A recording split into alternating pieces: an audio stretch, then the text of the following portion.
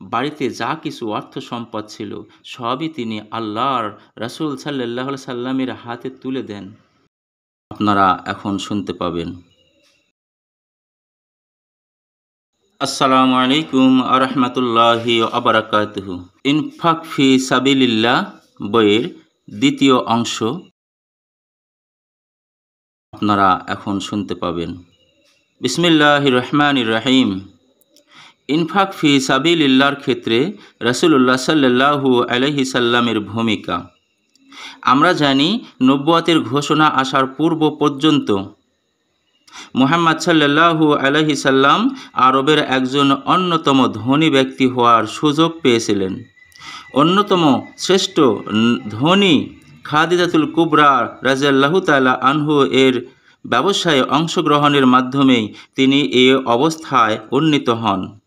তাছাড়া খাদিজাতুল কুবরা রাদিয়াল্লাহু তাআলা আনহুর সম্পদ ব্যবহারের তার সুযোগ এসেছিল, কিন্তু ইতিহাস সাক্ষী নবুয়তের ঘোষণা আসার পর হতে দুনিয়া থেকে বিদায় নেওয়া মুহূর্ত পর্যন্ত সময়ের মধ্যে তার সম্পদ আর বিন্দু পরিমাণও বৃদ্ধি পায়নি, বরং তিলে তিলে সব আল্লাহর পথে নিঃশেষ হয়ে গেছে। ইনফাকের ক্ষেত্রে সাহাবায়ে কেরামগণের ভূমিকা।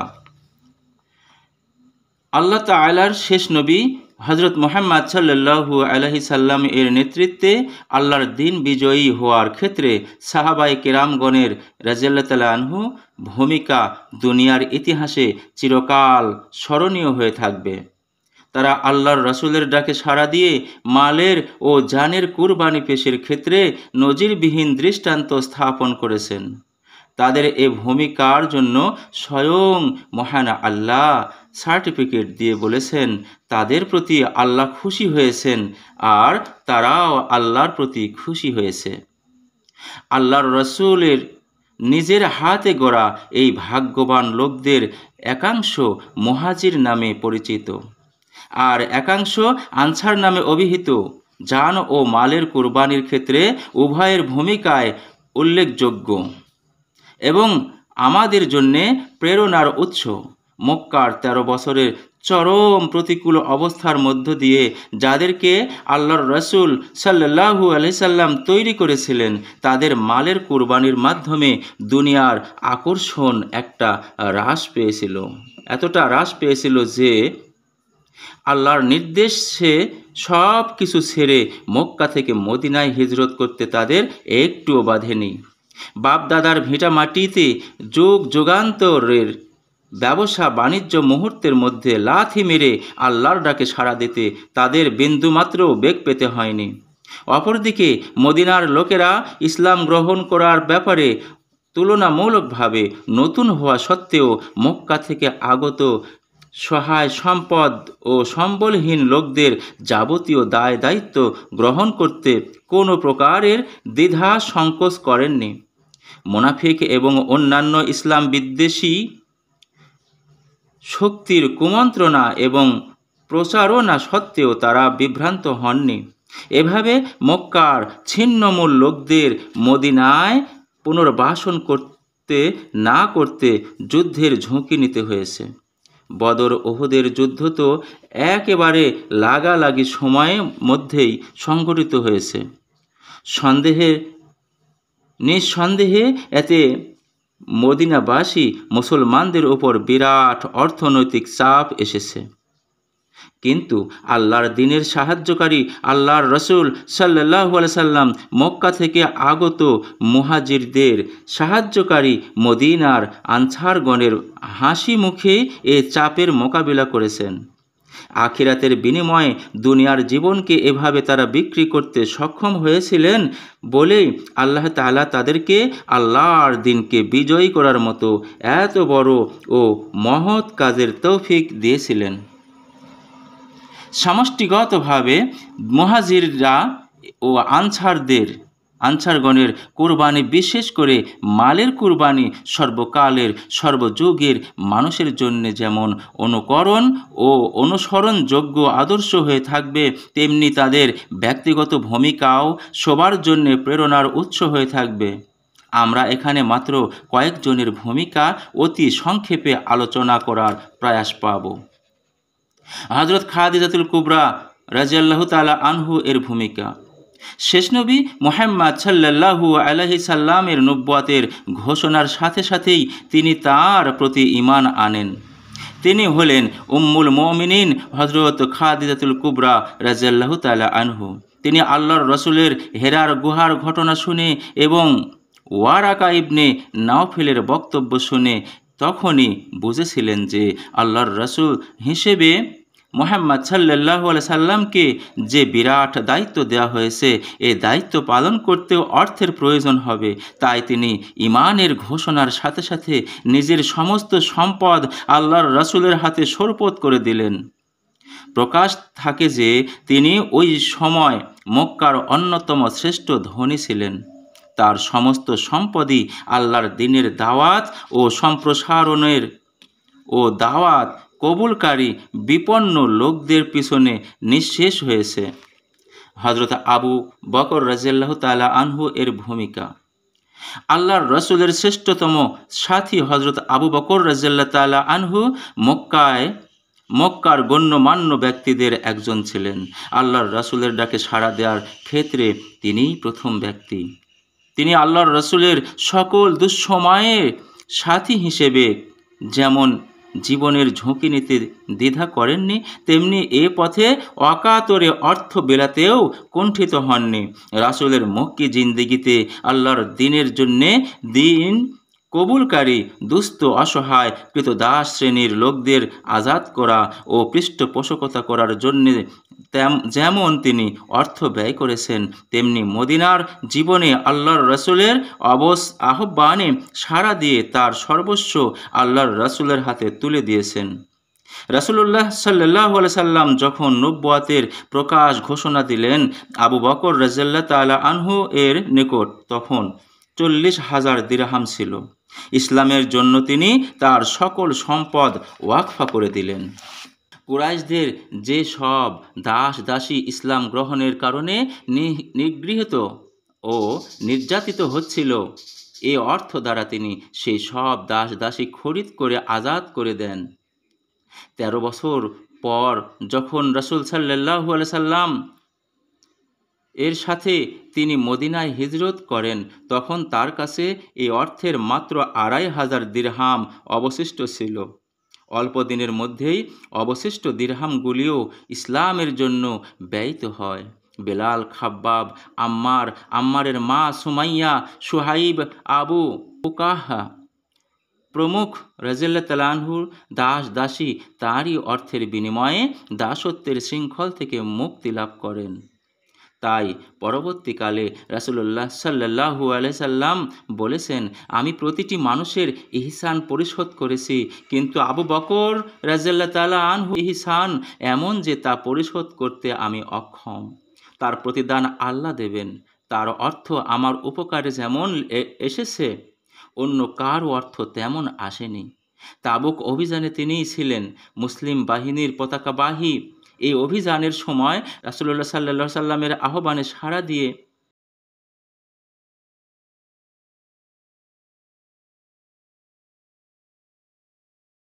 বাড়িতে যা কিছু অর্থ সম্পদ ছিল সবই তিনি আল্লাহর রাসূল সাল্লাল্লাহু আলাইহি সাল্লামের হাতে তুলে দেন। আল্লাহর রাসূল সাল্লাল্লাহু আলাইহি সাল্লাম জিজ্ঞেস করেন, ছেলে মেয়েদের জন্য বাড়িতে কিছু রেখেছো কি? জবাব দেন, তাদের জন্য আল্লাহ ও আল্লাহর রাসূলই যথেষ্ট। হযরত উমর রাদিয়াল্লাহু তাআলা আনহু এর ত্যাগ তিতিক্ষা। জিহাদ ফি সাবিলিল্লাহর জন্য কুরবানির ক্ষেত্রে হযরত উমর রাদিয়াল্লাহু তাআলা আনহু ছিলেন অগ্রগামী। ইসলামের দাওয়াত সম্প্রসারণ ও এর বিজয়ের জন্য তার বীরত্ব যেমন ইতিহাসের পাতায় প্রজ্জ্বল হয়ে আছে, তেমনি অর্থ প্রদানের ক্ষেত্রেও তা এক উজ্জ্বল দৃষ্টান্ত। এই ব্যাপারে তিনি সব সময় প্রতিযোগিতা করতেন। তাবুক অভিযানের সময় রাসূলুল্লাহ সাল্লাল্লাহু আলাইহি সাল্লাম এর আহ্বানে সাড়া দিয়ে হযরত উমর রাদিয়াল্লাহু তাআলা আনহু তার মোট সম্পদের অর্ধেক রাসূলুল্লাহ সাল্লাল্লাহু আলাইহি সাল্লামের হাতে তুলে দেন। এই অভিযানের সময় হযরত আবু বকর রাদিয়াল্লাহু তাআলা আনহু এর নজিরবিহীন কুরবানি দেখে তিনি আক্ষেপ করে বলেছিলেন যে দিনের জন্যে কুরবানির ক্ষেত্রে আবু বকরকে কেউ হারাতে পারবে না। হযরত ওসমান রাদিয়াল্লাহু আনহু ছিলেন কুরাইশদের একজন সম্মানিত ব্যক্তি। তিনি ছিলেন মক্কার অন্যতম ধনাঢ্য ব্যক্তি। মক্কার সমাজে একজন বিশিষ্ট ধনী ব্যবসায়ী হিসেবে তিনি গনি উপাধি লাভ করেন। ইসলামী আন্দোলনের জন্য হযরত ওসমান রাদিয়াল্লাহু তাআলা আনহু এর অবদান মুসলিম জাতির কোনো দিন ভুলতে পারবে না। ইসলামের সেই সংকটকালে আল্লাহর রাস্তায় তিনি যেভাবে খরচ করেছেন, অন্য কোনো ধনাঢ্য মুসলমানের মধ্যে তার কোনো নজির নেই। তিনি বিস্তর অর্থের বিনিময়ে ইয়াহুদি মালিকানাধীন বীর রুমা উফটি খরিদ করে মদিনার মুসলমানদের জন্য ওয়াকফা করে দেন। বিনিময়ে রাসূলুল্লাহ সাল্লাল্লাহু আলাইহি সাল্লাম তাকে জান্নাতের অঙ্গীকার করেন। তাবুক যুদ্ধের প্রাক্কালেও তিনি এক্ষেত্রে উত্তম নজির পেশ করেন। এই যুদ্ধের 1/3 সৈন্যরা যাবতীয় ব্যয়ভার ওসমান রাদিয়াল্লাহু তাআলা আনহু নিজের কাঁধে তুলে নেন। তিনি 950 উট ও 50টি ঘোড়া সরবরাহ করেন। ইবনে ইসহাক বলেন, তাবুকের বাহিনীর পিছনে হযরত ওসমান রাদিয়াল্লাহু তাআলা আনহু এত বিপুল অর্থ ব্যয় করেন যে তার সমপরিমাণ অর্থ আর কেউ ব্যয় করতে পারেনি। কোনো বর্ণনায় এসেছে তাবুকের প্রস্তুতির জন্য ওসমান মসরে করে 1000 দিনার নিয়ে এসে রাসূলুল্লাহ সাল্লাল্লাহু আলাইহি সাল্লামের কোলে ঢেলে দেন। রাসূলুল্লাহ সাল্লাল্লাহু আলাইহি সাল্লাম খুশিতে দিনারগুলি উল্টে পাল্টে দেখেন এবং বলেন, আজ থেকে ওসমান যা কিছুই করবে কোনো কিছুই তার জন্য ক্ষতিকর হবে না। এভাবে অধিকাংশ যুদ্ধের প্রস্তুতির সময়ে তিনি প্রাণ খুলে অর্থ প্রদান করতেন। একটি বর্ণনায় এসেছে, তাবুকের যুদ্ধে তার দানে সন্তুষ্ট হয়ে রাসূলুল্লাহ সাল্লাল্লাহু আলাইহি সাল্লাম তার আগের পিছের সকল গুনাহ মাফের জন্য দোয়া করেন এবং তাকে জান্নাতের ওয়াদা করেন। আব্দুর রহমান ইবনে আউফ রাদিয়াল্লাহু তাআলা আনহু ইসলামী আন্দোলনের জন্য সকল সাহাবী তাদের জান মাল কুরবানি করতে কখনো কার্পণ্য করেননি, বরং প্রত্যেকটি ক্ষেত্রে তারা পরস্পরের সাথে প্রতিযোগিতা করেছেন। কি ধনী কি দরিদ্র সকলেই তাদের সাধ্য অনুযায়ী আল্লাহর পথে খরচ করেন। হযরত আব্দুর রহমান ইবনে আউফ রাদিয়াল্লাহু তাআলা আনহু ইসলামের প্রাথমিক পর্যায়ের একজন বিশিষ্ট সাহাবী ছিলেন। মক্কায় তিনি ধনাঢ্য ব্যক্তি না হলেও হিজরতের পর মদিনায় ব্যবসা বাণিজ্যের মাধ্যমে তার প্রভূত আর্থিক উন্নতি সাধিত হয়। কিন্তু আল্লাহর পথে অর্থ ব্যয়ে তিনি কখনো কার্পণ্য প্রদর্শন করেননি, বরং এ পরীক্ষায়ও তিনি উত্তীর্ণ হন। নবম হিজরিতে তাবুক অভিযানের সময় মুসলমানগণ যে ঈমানি পরীক্ষার সম্মুখীন হন, সে পরীক্ষায়ও তিনি কৃতকার্য হন। রাসূলুল্লাহ সাল্লাল্লাহু আলাইহি সাল্লামের আবেদনে সাড়া দিয়ে এই অভিযানের জন্য হযরত আবু বকর রাদিয়াল্লাহু তাআলা আনহু, ওসমান রাদিয়াল্লাহু তাআলা আনহু ও আব্দুর রহমান রেকর্ড পরিমাণ অর্থ সাহায্য করেন।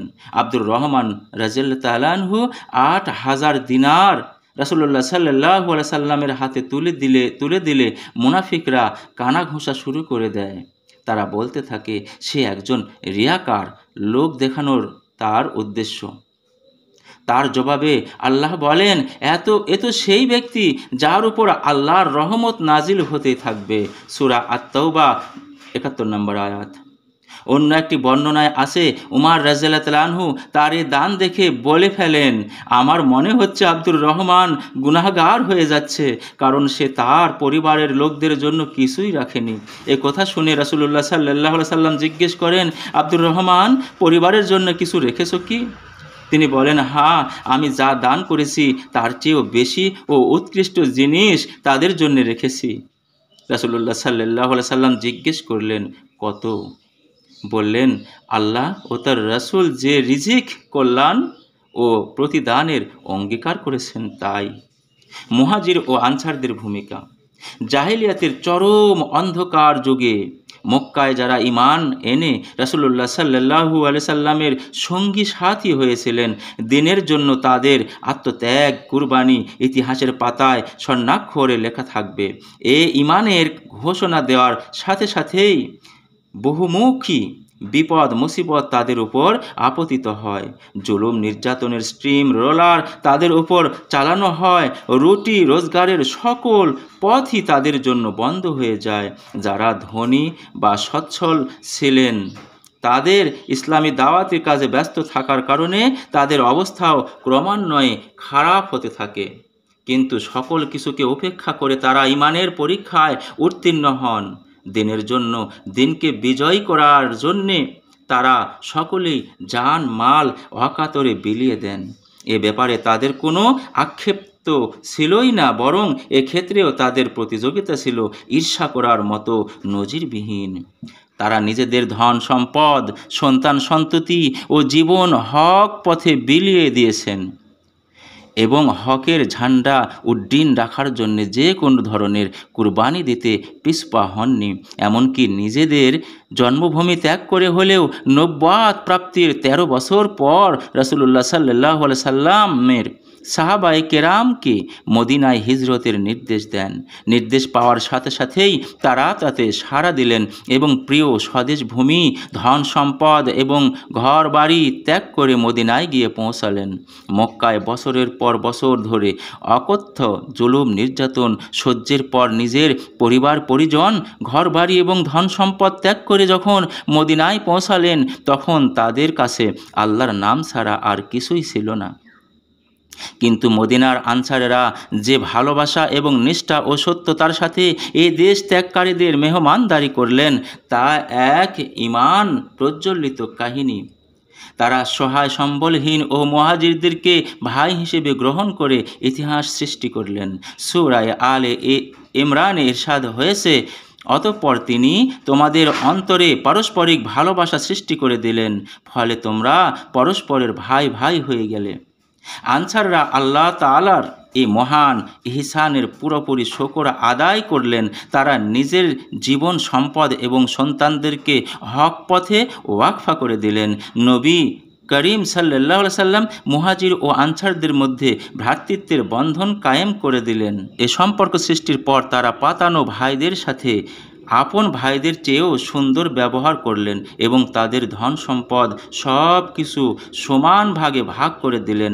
এটা তারা করেছিলেন শুধুমাত্র দিনের জন্য, দিনকে বিজয় করার জন্য।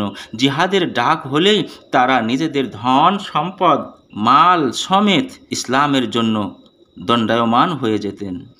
সাহাবায়ে কেরাম রাদিয়াল্লাহু তাআলা আনহু এ গুণের বদলতেই আল্লাহর প্রিয় ও পছন্দনীয় হতে পেরেছিলেন। কোরআন থেকে প্রকাশ্য ভাষায় বলা হয়েছে, আল্লাহ তাদের প্রতি সন্তুষ্ট হয়েছেন এবং তারাও আল্লাহর প্রতি সন্তুষ্ট হয়েছে। বর্তমান যুগে ইসলামী আন্দোলনের প্রতিপক্ষ ও তাদের প্রস্তুতি, ইসলামী আন্দোলনের যথার্থ প্রস্তুতি নিতে হলে বর্তমান যুগে সন্ধিক্ষণে এই আন্দোলনকে প্রতিপক্ষ সঠিকভাবে চিহ্নিত করতে হবে, তাদের প্রস্তুতিরও যথার্থ মূল্যায়ন করতে হবে। ইসলামী আন্দোলনের বর্তমান বিশ্বে যে দেশেই পরিচালিত হোক না কেন, তার প্রধান প্রতিপক্ষ দুই পরাশক্তি মার্কিন যুক্তরাষ্ট্র এবং সোভিয়েত রাশিয়া। দ্বিতীয় পর্যায়ের প্রতিপক্ষ হলো তাদের প্রভাব বলয়াধীন রাষ্ট্রশক্তি ও রাজনৈতিক শক্তিসমূহ। বাংলাদেশের জন্যে ওই দুই প্রধান প্রতিপক্ষের সাথে আর একটি বাড়তি প্রতিপক্ষ হিসেবে সক্রিয় ভূমিকা রাখছে আমাদের নিকট প্রতিবেশী একটি পাতি বৃহৎ শক্তি। এই প্রতিপক্ষ সার্বিক পরিকল্পনার ভিত্তিতে দুনিয়ার সর্বত্র ইসলামের পুনর্জাগরণ ঠেকানোর জন্যে সক্রিয় ভূমিকা পালন করে যাচ্ছে। তাদের পারস্পরিক স্বার্থের দ্বন্দ্বের কারণে বিভিন্ন আন্তর্জাতিক ইস্যুতে মত পার্থক্য থাকলেও ইসলামের ইস্যুতে প্রায় সর্বত্র তারা এক ও অভিন্ন ভূমিকা পালন করে যাচ্ছে। কোথাও কোথাও কিছুটা ভিন্ন ভিন্ন ভূমিকা পরিলক্ষিত হলেও সেটা বাহ্যিক ব্যাপার মাত্র। মূলে ইসলামী পুনর্জাগরণ ও আন্দোলন ঠেকানোর ব্যাপারে তাদের কোনো শৈথিল্য নেই। তাদের পরিকল্পনা বাস্তবায়নের জন্য তারা বিশ্বের প্রচার মাধ্যম সমূহ ইহুদিদের সহায়তায় ইসলামী আন্দোলনের বিরুদ্ধে ব্যবহার করে বিশ্ব মানবতাকে প্রভাবিত ও বিভ্রান্ত করার প্রয়াস চালাচ্ছে। মুসলিম প্রধান দেশগুলোতে চিন্তার বিভ্রান্তি ছড়ানোর জন্য রীতিমতো বুদ্ধিভিত্তিক ও সাংস্কৃতিক আগ্রাসন চালাচ্ছে। বুদ্ধিজীবী ও নেতৃস্থানীয় লোকদেরকে তাদের মানসিক গোলামে পরিণত করেছে। উন্নয়ন কর্মকাণ্ডের নামে প্রশাসনকে পর্যন্ত ব্যবহার করছে। এনজিওদের জাল বিস্তার করে সামাজিকভাবে প্রভাব প্রতিপত্তি প্রতিষ্ঠার চেষ্টার পাশাপাশি আমাদের স্বকীয় মূল্যবোধ ধ্বংসের অগ্রপ্রয়াস চালাচ্ছে। সেই জালে বুদ্ধিভিত্তিক ও বস্তুগত সহযোগিতা দিয়ে তাদের পক্ষে রাজনৈতিক শক্তি গড়ে তোলার চেষ্টা করছে এবং তাদের মাধ্যমে ইসলামী আন্দোলনের উপর সরাসরি আঘাত হানার ব্যবস্থা করছে। এদের বহুমুখী রণকৌশলকে সামনে রেখে ইসলামী আন্দোলনের কর্মকৌশল নির্ধারণ করতে হবে। এই ক্ষেত্রে দুনিয়ার কোনো শক্তি না বুদ্ধি পরামর্শ দিয়ে ইসলামী আন্দোলনকে সাহায্য করতে পারে, না বস্তুগত দিক দিয়ে কোনো সহযোগিতা করতে পারে। আল্লাহর উপর ভরসা করে ইসলামী আন্দোলনের নিজস্ব জনশক্তিকেই এর প্রস্তুতি গ্রহণের ঐতিহাসিক ভূমিকা পালন করতে হবে। সেই সাথে সাধ্যমতো ইসলামী জনতাকে সহায়ক শক্তি হিসেবে পাওয়ার জন্য আপ্রাণ চেষ্টা চালাতে হবে। সেদিনে মুহাম্মদ সাল্লাল্লাহু আলাইহি সাল্লামের সাথীদের তুলনায় তার প্রতিপক্ষ সামাজিক ও রাজনৈতিক প্রতিপত্তির অধিকারী ছিল, ধন বল ও জনবলে বলীয়ান ছিল। মদিনায় হিজরতের পর প্রতিপক্ষের সংখ্যা আরও বৃদ্ধি পেয়েছে। মক্কায় থাকা অবস্থায় প্রতিপক্ষ বলতেছিল মক্কার প্রভাবশালী সম্পদশালী ব্যক্তিবর্গ ও তাদের প্রভাবাধীন জনগণ মদিনায় হিজরতের পর সেখানকার ভিতর থেকে প্রতিপক্ষ হয়ে দাঁড়ানো মুনাফিক গোষ্ঠী ও ইহুদিদের শক্তি। তার সাথে বাড়তি প্রতিপক্ষ হিসেবে সামনে এলো রোম সাম্রাজ্যবাদ ও পারস্য সাম্রাজ্য, যাদেরকে আধুনিক বিশ্বের দুই পরাশক্তি আমেরিকা ও রাশিয়ার সাথে তুলনা করা যায়। ইতিহাস সাক্ষী এই সব প্রতিপক্ষের মোকাবিলায় আল্লাহর রাসূল সাল্লাল্লাহু আলাইহি সাল্লাম প্রস্তুতি গ্রহণ করতে গিয়ে নিজস্ব জনশক্তির বাহিরে কারও সাহায্য সহযোগিতার মুখাপেক্ষী হননি। যারা ঈমান এনেছে তারাই এই আন্দোলনের জনশক্তিতে পরিণত হয়েছে। তারাই প্রতিপক্ষের মোকাবেলায় যেমন জানকে বাজি রেখে লড়াই করতে প্রস্তুত হয়েছে, তেমনি এই লড়াইয়ের যাবতীয় উপায় উপকরণ ও রসদ সামগ্রী জোগাড় করার জন্যে উৎসাহ উদ্দীপনা সহকারে মালের কুরবানি পেশ করেছে। আমাদের আজকের ইসলামী আন্দোলন মূলত আল্লাহর রাসূল সাল্লাল্লাহু আলাইহি সাল্লাম পরিচালিত সেই আন্দোলনেরই উত্তরসূরি। দুনিয়ার আর কোনো আন্দোলনের সাথে এর সামান্যতম সামঞ্জস্য নেই। অতএব আল্লাহর রাসূল সাল্লাল্লাহু আলাইহি সাল্লাম তার হাতে গড়া সাথী সঙ্গীদের সৃষ্টি করা সেই ঐতিহ্য পুনরুজ্জীবিত করতে পারলেই এই আন্দোলনের নিজস্ব শক্তি ও গতি সৃষ্টি হবে এবং ধাপে ধাপে সাফল্যের পথে অগ্রসর হতে সক্ষম হবে। আল্লাহর রাসূল সাল্লাল্লাহু আলাইহি সাল্লাম সাহাবায়ে কেরামগণের সেই ঐতিহ্যের অনুসরণের আজকের দিনে আল্লাহর কিছু বান্দার পক্ষ থেকে যেমন শহীদি খুনের নজরানা পেশ করা সম্ভব হচ্ছে, অন্য কথায় তা জানের কুরবানি পেশ করা সম্ভব হচ্ছে, তেমনি তাদের ঐতিহ্য অনুসরণ করে হযরত খাদিজাতুল কুবরা রাদিয়াল্লাহু তাআলা আনহু, আবু বকর রাদিয়াল্লাহু তাআলা আনহু, উমর ওসমান রাদিয়াল্লাহু তাআলা আনহু এর মতো আর্থিক কোরবানির নজির স্থাপনের জন্য আল্লাহর কিছু বান্দাদের এগিয়ে আসা কি অসম্ভব? ইসলামের অর্থ ব্যয়ে বিভিন্ন দিক। ইসলাম ও ঈমানের মূল দাবি যেহেতু আল্লাহর কাছে জান ও মাল সরপত করার, ইসলামের বাস্তব কাজ যেহেতু আল্লাহর ইবাদত এবং বান্দাদের সেবা করা, সেহেতু মুসলিম সমাজের বিভিন্ন দিকে ও বিভাগে অর্থ ব্যয়ের প্রবণতা ঐতিহ্যগতভাবে প্রাধান্য পেয়ে গেছে। নদী মরে গেলেও রেখা থাকে, এই প্রবাদ বাক্যের মতোই মুসলিম সমাজ তার নিজস্ব মূল্যবোধ প্রায় হারিয়ে ফেললেও তাদের অর্থ ব্যয়ের প্রবণতা বা ঐতিহ্য একেবারে নিঃশেষ হয়ে যায়নি। ইসলাম অর্থ সম্পদের কোরবানি দু ধরনের ব্যবস্থা রেখেছে, একটা বাধ্যতামূলক যেমন জাকাত, অপরটি স্বেচ্ছামূলক যেমন গরিব নিকট আত্মীয় স্বজন থেকে শুরু করে দুস্থ অসহায় মানুষের সাহায্য সহযোগিতা করা। কোনো সামাজিক প্রতিষ্ঠান যেমন মসজিদ, মাদ্রাসা প্রভৃতি কায়েমের কাজে অর্থ ব্যয় করা, স্বেচ্ছায় নিঃস্বার্থভাবে অর্থ ব্যয়ের মন মানসিকতা তৈরির ক্ষেত্রে অবশ্য বাধ্যতামূলক দান জাকাতের একটা ভূমিকা আছে। বরং সত্যি বলতে কি, প্রতিদানের আশা ছাড়া, কোনো বৈষয়িক স্বার্থ ছাড়া মানুষ অর্থ ব্যয় অত্যন্ত অভ্যস্ত হোক, এটা জাকাতের একটা অন্যতম উদ্দেশ্য। যাই হোক, বাধ্যতামূলক দান অর্থাৎ জাকাতের যে 8টি খাত আছে তার মধ্যেও ফি সাবিলিল্লাহ একটা খাত আল্লাহ রেখেছেন। মানুষ স্বেচ্ছামূলকভাবে যে বিভিন্ন খাতে অর্থ ব্যয় করে থাকে তার মধ্যেও ফি সাবিলিল্লাহর খাতে বা আল্লাহর দিন প্রতিষ্ঠার আন্দোলনে অর্থ ব্যয়ের সুযোগ আছে। শুধু সুযোগ আছে তাই নয়, বরং আল্লাহর কোরআন এবং রসুলের হাদিসের আলোকে বিচার করলে দেখা যায় আল্লাহর পথে জিহাদ হলো সর্বোত্তম আমল। অতএব এই সর্বোত্তম আমলের জন্য অর্থ ব্যয় হবে, সর্বোত্তম খাতে অর্থ ব্যয়, এটাই স্বাভাবিক। যেই দেশে আল্লাহর দিন কায়েম নেই সেখানে জাকাতের 8টি খাতের মধ্যে থেকে ফি সাবিলিল্লাহর খাত সবচেয়ে গুরুত্বপূর্ণ। কারণ আল্লাহর দিন কায়েম না হলে জাকাতের উদ্দেশ্যই বাস্তবায়ন সম্ভব নয়। অনুরূপভাবে সর্বাবস্থায় সর্বক্ষেত্রে দানের সকল দিক ও বিভাগের তুলনায় আল্লাহর দিন কায়েমের সংগ্রামের দান করাই সর্বোত্তম দান। যে কোনো দানের তুলনায় এই কাজের দানে সওয়াব হবে সবচেয়ে বেশি। ইসলামের এই শিক্ষাটা আমরা ভুলতে বসেছি বলেই আজ ইসলামী আন্দোলনের কাজে পয়সা দেওয়াকে অনেকে রাজনৈতিক দলে চাঁদা দেওয়ার শামিল মনে করে। সর্বোত্তম সোয়াবের কাজ তো দূরের কথা, আদৌ সোয়াব হয় কি না এ সম্পর্কেই সন্দেহ সংশয় পোষণ করেন। অথচ আল্লাহ তাআলা বলেন, আজআলতুম সিকায়াতাল হাজ্জি ওয়া ইমারাতাল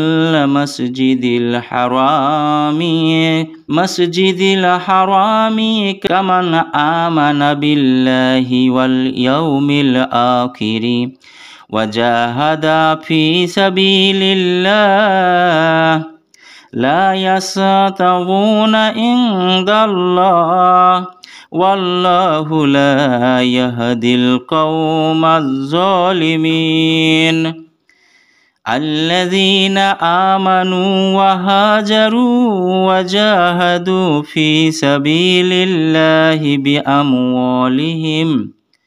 بأموالهم وأنفسهم أعظم درجة عند الله وأولئك هم الفائزون يبشرهم ربهم برحمة منه ورضوان وجنة لهم فيها نعيم مقيم خالدين فيها أبدا إن الله عنده আজরুন আজিম। তোমরা কি হাজিদের পানি পান করানো এবং মসজিদে হারামের রক্ষণাবেক্ষণ করাকে এমন ব্যক্তিদের কাজের সমান মনে করে নিয়েছো যারা ঈমান এনেছে আল্লাহর প্রতি ও পরকালের প্রতি এবং সংগ্রাম সাধনা করেছে আল্লাহর পথে? এই উভয় দল আল্লাহর কাছে সমান নয়। আল্লাহ জালিমদের পথ দেখান না। আল্লাহর কাছে তো তারাই উচ্চ মর্যাদার অধিকারী যারা ঈমান এনেছে এবং তার পথে ঘর বাড়ি ছেড়েছে ও ধন প্রাণ সমর্পণ করে জিহাদ করেছে, তারাই সফল কাম। তাদের রব তাদেরকে নিজের রহমত, সন্তোষ ও এমন জান্নাতের সুখবর দেন যেখানে তাদের জন্য রয়েছে চিরস্থায়ী সুখের সামগ্রী, সেখানে তারা চিরকাল থাকবে। অবশ্যই আল্লাহর কাছে কাজের প্রতিদান দেওয়ার জন্য অনেক কিছুই রয়েছে। সূরা আত-তাওবা 19-22। আল্লাহর দিন কায়েমের আন্দোলনে অর্থ ব্যয় সওয়াবের দৃষ্টিতে যেমন সর্বোত্তম কাজ, তেমনি বাস্তবতার আলোকেও এ পথে অর্থ ব্যয়টাই কার্যকর এবং অর্থবহ। আমরা নামাজের উদ্দেশ্যে মসজিদ তৈরি কাজে অর্থ ব্যয় করি, এটা নিঃসন্দেহে ভালো কাজ, সওয়াবের কাজ। কিন্তু আল্লাহর দিন কায়েম না হলে এই মসজিদ তো সত্যিকার অর্থে নামাজ কায়েম হবে না। আমরা মাদ্রাসার জন্য খরচ করে থাকি, আরও খরচ করা উচিত, কিন্তু আল্লাহর দিন কায়েম না হলে এই শিক্ষা আমাদের সমাজে যথার্থ গুরুত্ব যেমন পাবে না, তেমনি এই শিক্ষা বাস্তবে কোনো কাজেও লাগবে না। আমরা ইয়াতিমখানা তৈরি করে সমাজের এতিমদের পুনর্বাসনের কাজে ব্যয় করে থাকি, এটাও নিঃসন্দেহে একটা সওয়াবের কাজ এবং সেবামূলক কাজ। কিন্তু সমাজের সকল ছিন্নমূল ও অভাবগ্রস্ত লোকদের মৌলিক চাহিদা পূরণের কাজটি তো ইসলামী সমাজ বিপ্লবের আগে মোটেই সম্ভব নয়। আমরা আমাদের সকল সম্পদ ব্যয় করেই যদি অভাবী লোকদের অভাব পূরণ করতে যাই, তাহলে দেখা যাবে এসব চেষ্টা নিষ্ফল ও অনুৎপাদনমুখী। এভাবে সওয়াবের নিয়তে এবং মানবতার সেবার নিয়তে আমাদের সমাজে অর্থনৈতিক সাহায্য সহযোগিতা দানের যতটুকু রেওয়াজ চালু আছে, এটা নিঃসন্দেহে একটা ভালো দিক। এইভাবে যারা দান খয়রাত করে অভ্যস্ত, তাদের দান খয়রাতকে আল্লাহ কবুল করুন।